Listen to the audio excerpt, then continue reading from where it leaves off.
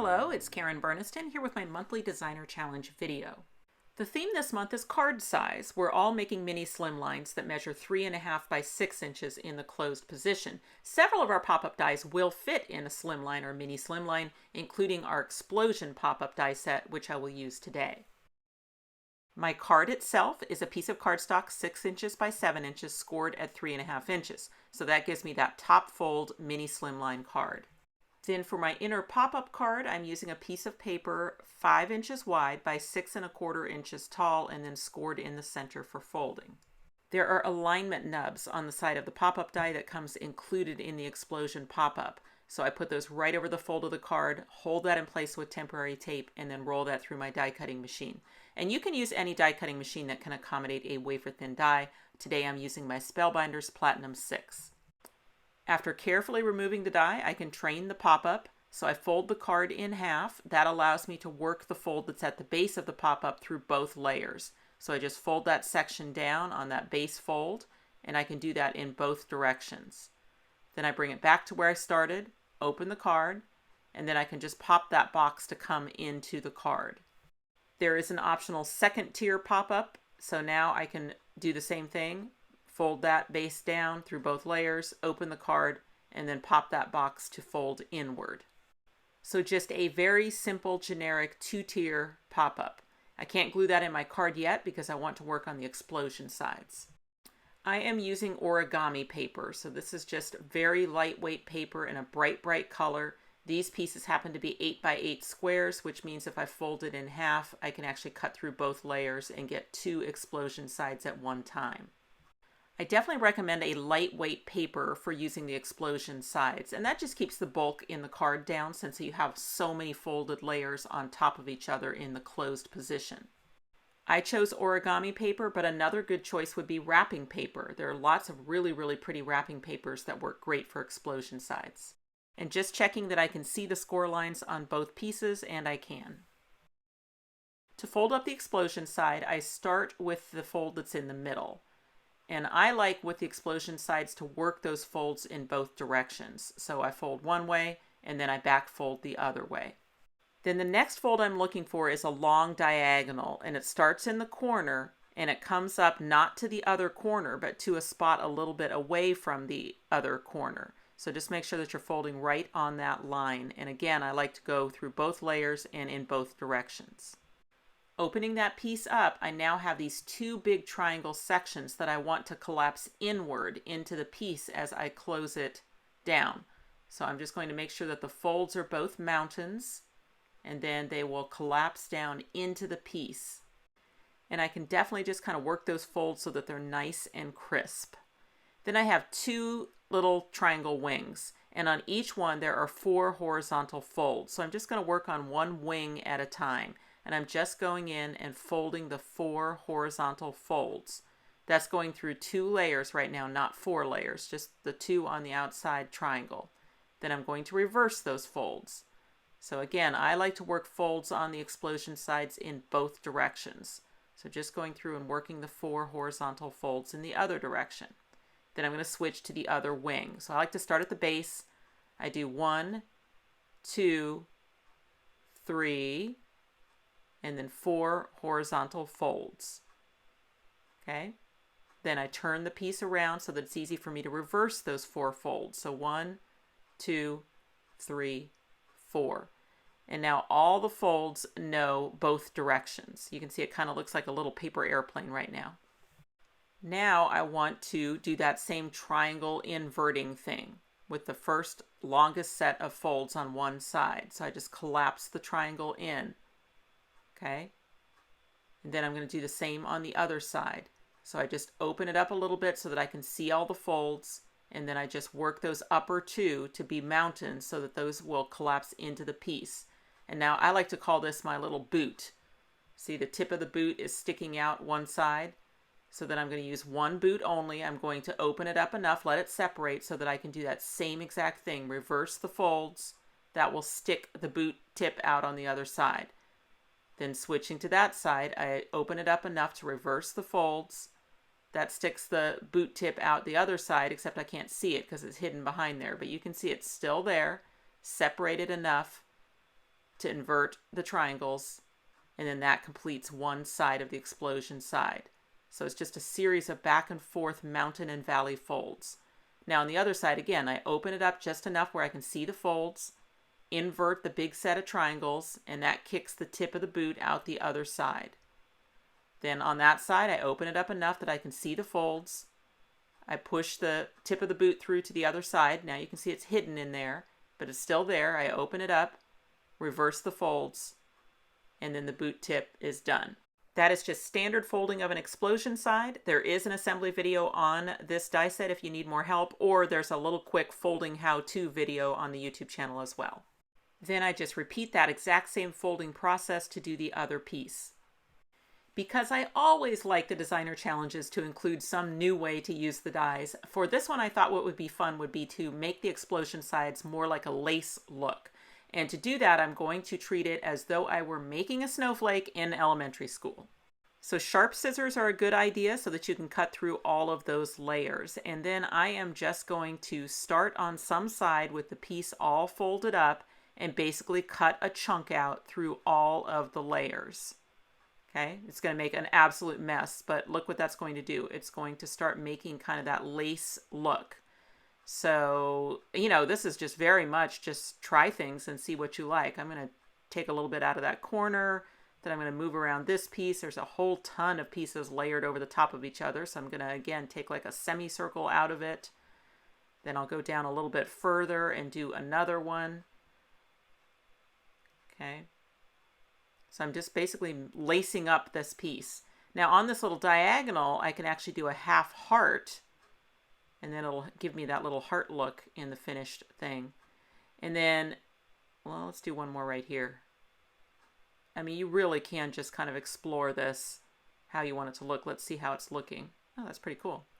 So it would be good, it'd be to get to this inner set of folds. So I'm going to do that from this side. So this is going to have to be a really big chunk so that I can get up to where all of those layers are folded together. So I'm just going to take a giant semicircle chunk out of that so that I get into the folded area. And then let's take a look. Oh, that's pretty cool. I mean, you really don't know what you're going to get until you open it up. But basically, that is how you can kind of make it look like lace. And for your Christmas cards, maybe explore doing that out of white paper so that it can look like a snowflake. All right, now my goal is to basically make the other side look like the first side. So I'm just going to use the first one as a bit of a guide so that I can cut my holes in essentially the same place on the other side. And that is really just completely up to you as to whether you really want these to look very similar on each side or if you want to have them be completely unique like you would see with a snowflake. So that's really just designer's choice, but I'm just going to make mine match because I liked the first one. So that way I know I'm going to like the second one. Okay, let me speed up this process lightning fast so you can see that I'm basically just copying the whole locations of the first one to make a second one. And that's ish. I mean, they're not completely identical, but they're close. And now if I open up the second one, you can see that it looks similar to the first. It does make an absolute mess on the table, but you could do it over the trash can. As far as installing these in the card, that is exactly like normal with the explosion sides. So I'm going to coat the flat area with adhesive. I'm using my LINECO neutral pH adhesive in my fine tip bottle. We do sell both of those items on our website. Okay, so I want the folded short end to be right in the fold of the card. And then as far as the outside, I just need to make sure that it stays in the card. So you can see that I'm just a little bit in from the outer edge of the card. The short folded end is right in the fold of the card. All of the layered folds are towards the outside so that it explodes the correct way. Okay, then I'm going to put the other one in. So just making sure it's mirror image to the first one. The big scoop is towards the inside. Then I'm going to coat that with adhesive and put it into the card and doing the same thing that I did for the first side. So I'm just taking my time with placement on these so that I make sure that the fold is in the fold of the card and they also stay within the limits of the card when the card is closed. Then for connecting the other side, I just need to add the adhesive all over the top of both of the explosion sides. And then I want to just keep them nice and flat. So I'm going to hold them down while I close the card against that exposed adhesive. So while I'm being patient and letting that glue set up, let me show you what the explosion sides look like normally. And then now what they're going to look like using that cutting technique. So it really does make quite a difference in the appearance of those explosion sides. And it is nice that they will fit in slimline or mini slimline size. Now it's time to put the pop-up card in between the explosion sides. Now I need to check if they'll fit because they need to start at the points of the triangle. And right now I can see that my card is wider than the distance that I have. However, I can just cut a triangle from each side on the folded side of the pop-up card. And I'll just use the triangle that fell out of the first side to make sure that I have them even. And then what that does is it just creates those triangle cutouts on the side of my pop-up card so that I can put that in and not impede the pop-up. In the flat position, I just add adhesive all over the lower part of the pop-up. And then I just go in there, center it, make sure that the fold of the pop-up card is right in the fold of the backing card, and that everything's centered. And then I can just push that down. Then I add glue all over that top section and bring it up to the back wall to finish the pop-up. Now I'm not going to do the close against the exposed adhesive for that back wall because it's going to bring the explosion sides in and then they can kind of get tangled up inside there. I got a little crooked with my pop-up and that was very noticeable at the top edge because the edge of the paper looked pretty crooked against the edge of the card. So one way I can even that up is just by adding a border over that seam and making sure that the border is straight.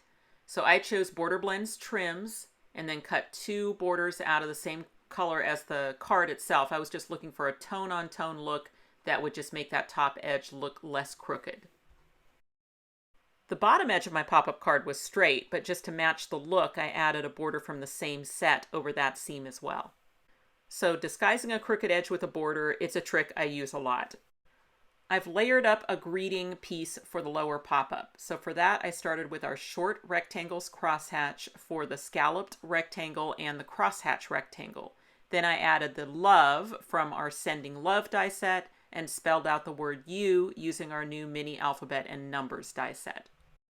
When I'm designing dies, I'm always thinking about how they can be backwards compatible with what came before. After all, you are investing in a collection with our die sets. So this is a great example of how you can use some of the newer decorator dies to give fresh looks to some of those foundation dies that you may already own. For adding this piece to the pop-up, I have it sitting face down in front of the pop-up, and then some of the adhesive is going to go on the back of the scalloped rectangle. That way I can avoid the area between the scallops. And then the rest of the adhesive will just go on the front face of the pop-up. And by doing it in this flat position, I can both make sure that it stays in the card in the closed position, but also that it is centered. And I mean that scallop rectangle barely fits, but it does fit. So just taking my time with it to make sure that it's centered and attached all the way to the base of the pop-up. And of course you could customize by swapping out the greeting for something else. Another great die set is our Crosshatch Hearts set. So I've layered 2 of the hearts together from different reds, and then I'm going to put that on the upper pop-up, but that heart just happens to be a little bit too tall. So for that one, I want to trim from the bottom to lower it down so that it'll fit within the card. So a little adhesive on the back of the heart at the bottom, and then I can just slide it in there in that closed position. So I'm kind of doing the same thing where it's face down in the closed position, but I have the base of it lined up with that upper pop-up. And then when I open it, you can see it's just attached there to the upper pop-up, and you don't even notice that the bottom is trimmed off because of course it's hidden behind the lower greeting. I've assembled several butterflies from our Flutter Charms die set and trimmed off the hole since I'm not using them as charms. And then I'm going to attach a couple of them to the explosion sides itself. So I just need to get it on there, kind of don't press it down too much because I want to check the location. It is just a little bit high, so I need to lower that butterfly a little bit to keep it in the card. So that's another thing you can do is you can absolutely add embellishments to the explosion sides themselves. For my card, I just went with 2 butterflies attached to the explosion sides. I can also add embellishments to that heart that's on the pop-up, but I have to make sure that any item I add to it doesn't go any higher than the top edge of the heart, or else it will stick out of the card. So the heart itself is placed at its furthest position, so I can use that as a guide for the height of my other items. In my case, hearts from the Hearts Crosshatch and butterflies from the Flutter Charms.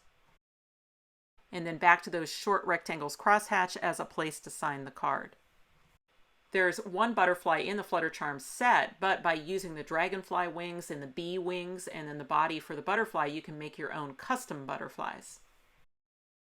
My favorite way to make card fronts is just to use my leftover materials and repeat the elements from the inside for a simple lead-in. So in this case, those short rectangles crosshatch, the hearts crosshatch, and the Flutter Charms combined to make a card front that will fit perfectly on the front with just a little shadow around the outside.